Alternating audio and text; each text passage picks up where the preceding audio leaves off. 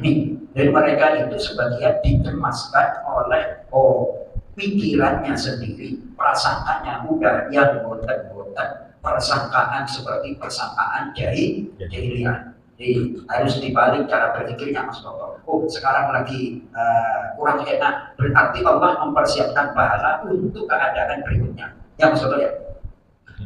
Jadi cara berpikirnya itu jangan apa yang terjadi, namun ke belakang setelah kejadian ini apa yang Allah berikan berupa pahala. Nah, itu namanya husnudzon. Kalau bahasa sekarang itu kan positive thinking, itu cara berpikir yang baik. Sehingga menghadapi apapun tetap tenang, gak gampang panik. Bahasa Jawa Timurnya orang kagetan. Apa Mas? Orang apa? Orang kagetan.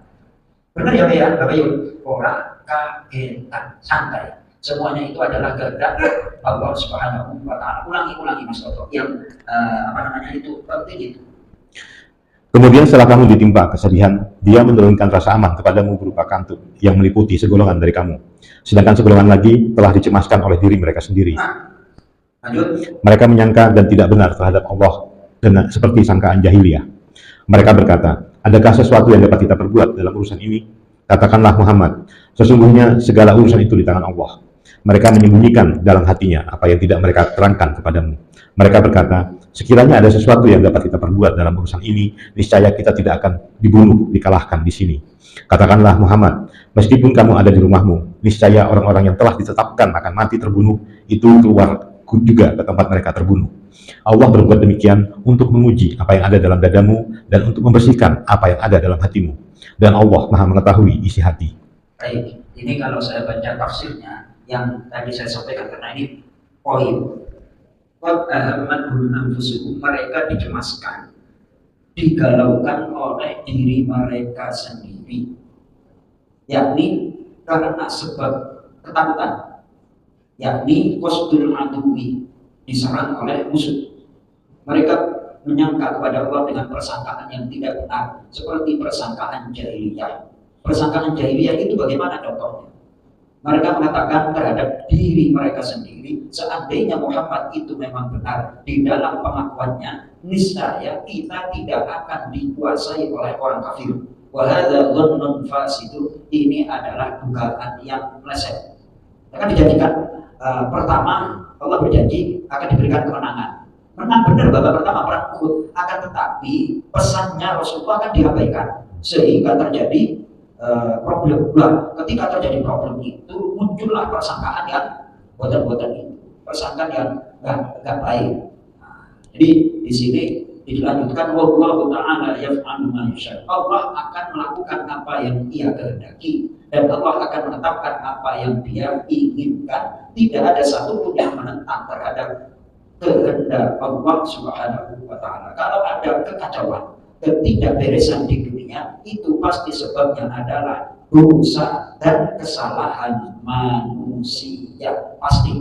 Harusnya kan evaluasi.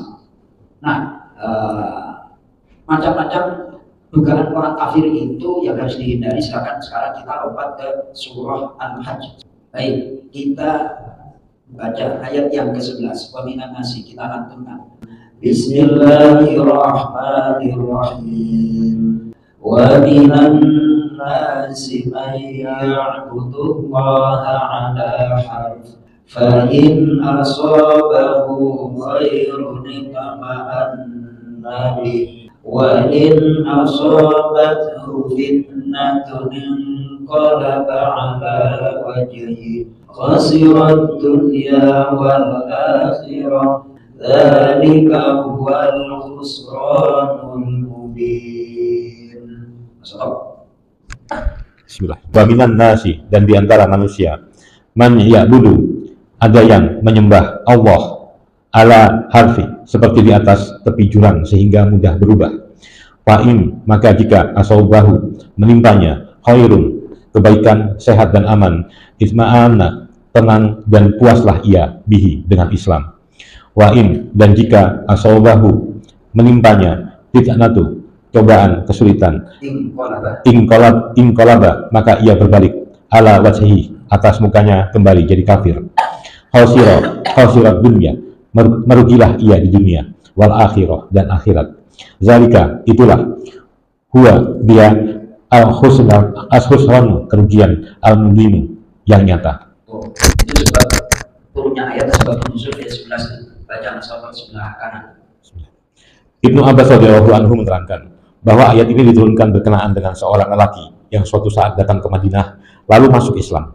Jika istrinya melahirkan bayi lelaki dan kudanya berkembang biak, ia berkata, agama ini baik. Akan tetapi, jika istrinya tidak melahirkan bayi lelaki dan kudanya tidak berkembang biak, ia berkata, agama ini bukan agama yang baik. Ya kan? Hadis ada kan mas yang model seperti itu. Makanya kata para peneliti itu orang Islam yang murtad itu urusannya gara-gara perut dan kemaluan, betul? Tapi kalau orang non-muslim masuk Islam itu betul-betul karena hati dan pikirannya yang benar. Jadi urusannya orang kafir itu materi. Pokoknya kalau materinya banyak berarti agamanya ini agama yang benar. Gak ada urusan. Makanya di surah Ali Imran tadi bahwa kok kalah di depan Uhud, padahal kita udah dijanjiin kemenangan. Ya siapa suruh nggak taat komandan, suruh di atas bukit Uhud malah turun, ya kan? Berarti kekalahan, kesalahan bukan dari Allah tapi dari manusianya sendiri. Salah sopo, salah sendiri, gonta ganti pelatih. Harusnya stay dulu malah ganti Patrick Kluivert, kalah lagi gonta ganti. Benar Mas Trian? Siapa suruh itu pasti ada yang ngomong itu. Masya Allah, astagfirullah. Ini saya bawa ke tema-tema ngaji ini sebenarnya yang agak-agak gondok gitu Bapak Ibu, ya kan. Udah capek-capek jam 2:30 kemarin nungguin malah kalah, malah apa?